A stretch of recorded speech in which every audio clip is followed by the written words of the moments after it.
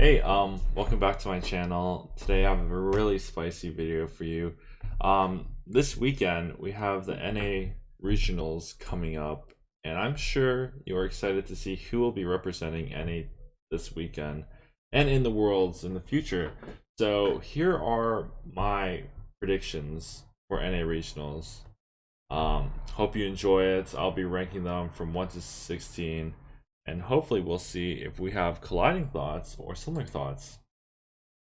So just to preface, this is purely made for content and should not be taken for any consideration when betting, and these are my opinions alone. So I do not speak for any organization or party of sorts. Just don't take this too personally and have some fun with it. So the format of the tournament is 16 players are invited based on the ladder snapshots and tournament performances, namely the mid-set finale. 8 will move on the second day of regionals, and the top 3 of the second day will represent North America at the TFT World Championship. So excited to see them and see what they do. So going straight to the ranks, I put Mayusil at rank 16, but he has the underdog tag on him for the tournament. He qualified through the gruesome mid-set finale, and he's been consistently challenger every set, so he has a lot to prove in this tournament. And if he does, he'd definitely be wearing the underdog tag through the second day and have that buff with him. So don't count him out yet, but he is currently ranked 16 in my tier list. Rank 15, I miss Void Sins, who also qualified through the mid-set finale. The thing that is good about these players is that they have a really good mental to play in tournaments. They have the ability to play 6 games a night without, being phased or being too tired to see through the next game. He has a lot to prove, and he will be underestimated. So I miss Void Sins. It's rank 15. Good luck for him. Rank 14, I put IG Goobums. This is one of the hotter takes in my list. Honestly, I think Goobums is a really strong player when they have the ability to hit. But a lot of previous tournament performances bring him lower on my list. But one thing that's really good for him in this situation is that he's really good at playing the anti-meta. If you guys are curious what the anti-meta is like he plays what is the counter to what the meta is. For example, if the meta is Jax, he'll play Teemo with that extremely annoying slow and cripples. So I'm looking forward to see how Goobums will attempt this tourney run, and I hope for him for the best. So rank 13, we have Bertosaurus. So in my opinion, Bertosaurus is one of the smartest players on any planet, on the NA ladder, and he definitely knows how to turn a high roll into a top 1 because he never misses with that. The only thing that puts him a little lower on the list is that he's a little bit inconsistent. Hurts in tournaments will not always be, the best of his form. But as you can see in his LOL chest, he's definitely been pushing high and high LPs. So maybe he'll prove me wrong and he'll be higher on the list. But currently, Bert is rank 13. Rank 12, we have Delicious Milk GG. Delicious Milk has been one of the GOATs of NA TFT tournament play. He's known for his very sweaty positioning, his Zephyr swaps. His swapping and his Zephyring. So look out for Milk's, sweaty tactics, but the one thing that brings him down on my list is that his mental does not seem ready for the tournaments. Just like based on his LOL chest and Twitter. I hope he has his confidence back, and I hope he makes it to the second day to prove me wrong. Rank 11, I have TSM FTX Kiyun. Kiyun is known. He is known for being the best at the best comp.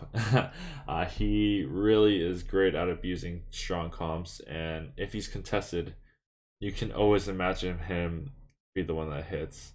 Um, the only thing that brings him down on my list is that he's a little inconsistent, and his mental might boom throughout the tournaments, and he might just pivot full content.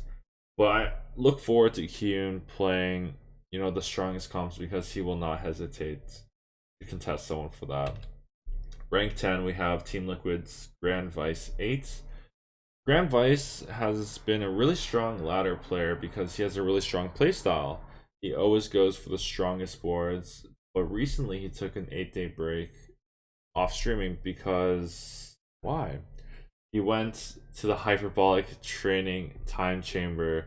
As you could see in his lull chest, if you search him up, he's been grinding off stream and maybe preparing a secret tech for us in the NA regionals. The only thing I'm worried about is if he bots twos, becomes very inconsistent, and if he's off his mojo, he won't perform to his best potential. So, I hope the best for GV8, but he's currently ranked 10 for me. And just missing the top 8, we have IG New Bowel. New Bowel has been, a holder of set 1 for multiple weeks of both set 4 and 5, but tournament New Bowel and ladder New Bowel are not friends. This is a good chance to prove himself for not only being a ladder warrior, but also a good TFT tournament player. Honestly, why he's so high up on the list is that he's really consistent with his gameplay, and as long as the pressure doesn't get to him during tournaments, I see New Ball going very far within this tournament. So now we enter the top 8. So the top 8 make the second day and fight for the top 3 spots. Who do you think is my top 3? Well, let's see. Squeezing right at the top 8, we have Cloud9's K3 Soju. So hear me out on this. Soju is actually a very good player. He just needs a bit of sleep. Streaming 17 hours before a tournament is not always the best play to perform to the best of your ability. Usually when I'm tired during tournaments, it does not go well, and I often take undeserved bot fours. So, but now to talk about the good stuff about Soju. Soju is really good at finding his way to top to fast 9. He's really good at assessing board strength and how capped his board can be at level 9. When you have that cap level 9 board, it's almost impossible not to get first or second. So look forward to Soju high rolling a little and getting those first easily. Rank 7, we have Team Liquid's Kurum X. So Kurum is actually set 4.5's NA champion, so he is known for his good performance in tournaments, and honestly he has a lot of good momentum behind him. The only downside that I brought him to the 7th place is that he's struggling with the meta, and he might be distracted with golf. But seriously, I think Kurum will do well in the tournaments. Rank 7 is what I gave him. Rank number 6 is his buddy Team Liquid Robin Song. So Robin, that has really put in a lot of time to grind out the small specifics. He has a strong playstyle. He's a smart player, and really the main reason why I put him top 6 is that he has a lot of motivation and a lot of reason to prove himself. So we all know the story where he quit his job, put in full-time streaming, and then he gets signed by TL, and he really pushes himself to be the best version of himself. So I think that Robin will actually make this one of his signature tournaments that he wants to be known for in the future. Unfortunately, I just don't have that much, trust into him to put him to my top 3. So for now, we'll put him top 6, and good luck, Robin. Now the next 2 might be a little surprising to you. Rank 5, we have Spencer. So Spencer's not really that popular, and recently this entire year he hasn't been streaming. But that doesn't mean he's not been playing. If you ever hit Spencer in ladder, he is actually a very sweaty player. So he's really skillful. He knows how to position, sweat, Zephyr, swap, everything. very similar to Milk, but a younger version. Um, he is really, really good on ladder, and I'm really excited to see how he does in tournaments. The only downside I see is he's a little young, so I hope he isn't affected emotionally by bot four or something tilting happening throughout the game, which can happen to the best of us. Um, Rank number 4, just missing the top 3. It's Setsugo. So if you guys don't know who Setsugo is, he is an absolute madman, and in fact, I would tag him as the dark horse of this tournament.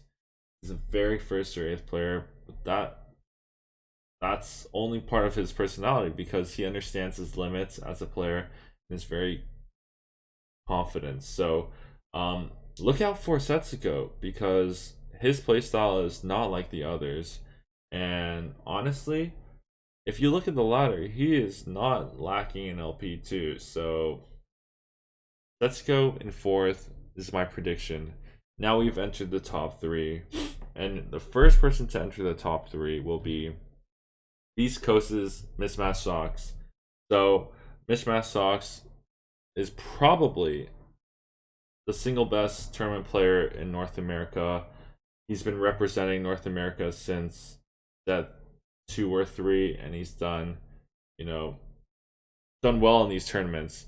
If it's the Bang Bros comp or just being inflexible, smartly, mathematically correct Sentinels stocks, this is probably the best tournament player in North America.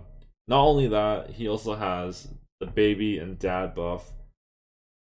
You know the story of like the wife buff, but he has the baby and dad buff. Sox is not someone to be messed with, as he almost also pushed to KLP. The reason why I put him 3rd is because I believe the fight for 3rd will actually be really close between Sox, Setsuko, Spencer, Robin, and Kurum. These all can potentially be top 3, but I believe Sox puts some a little bit further, and I put him in my top 3 to represent NA. Number 2, we have Ramkev. He is one of the 2 favorites to win it all, and technically, he's ranked 3 in the world. As last World Championships, he got 3rd. So, Ramkev is really consistent in tournaments, and I suggest you guys watch his camp during his tournament because he's really motivational about how much he cares about the game, how much emotion he puts in as well. Ramkev, 2nd place. And who do you think I put for rank 1? Rank 1, Hockey Gom. Enough said. Don't ask if you don't know. Hockey Gom to win it all. Thank you for watching. Please like, comment, subscribe what you think about my list and what would you have changed. Have a good night.